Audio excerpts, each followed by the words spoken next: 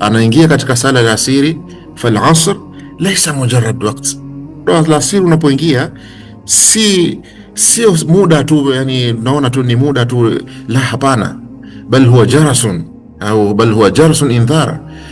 Muda huu la asiri ni kama kengele ambayo inatoa tahadhari, inampa tahadhari mwanadamu huyu muumini. Fayudhakiru almu'min anna al-umra yamdi. La asiri inapoingia inamkumbusha muumini huyu ya kuwa umri wako wewe muumini unapita.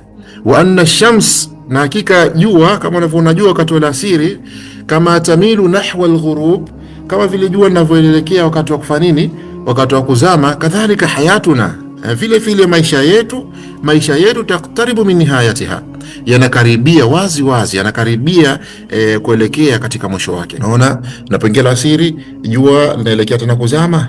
Baada ya kuwa jua kali linaelekea kufanya nini? Kuzama, na linapungua uwezo wake wa kuunguza. Vile vile maisha yetu itafikia mwisho, yataelekea wapi? Yataelekea mwisho wake. Yataallamu almu'min, wakati huo la asiri muumini anajifunza athabat.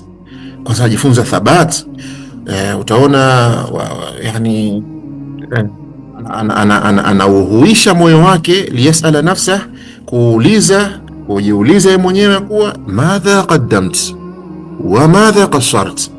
Modole la sira anajiuliza kuwa nini umetanguliza, mimi nimetanguliza kitu gani? Asubuhi, alfajiri, aldhuhuri, ila siri tena siku inaelekea kuisha, nimetanguliza kitu gani? Wa madha qassart, na nimepunguza kitu gani? Lazima mwanadamu huyu ajiulize kila anapoingia la asiri, anapoona jua linapoenda kuzama, ajiulize, jua linazama, siku inaelekea kuisha, nimetanguliza kitu gani?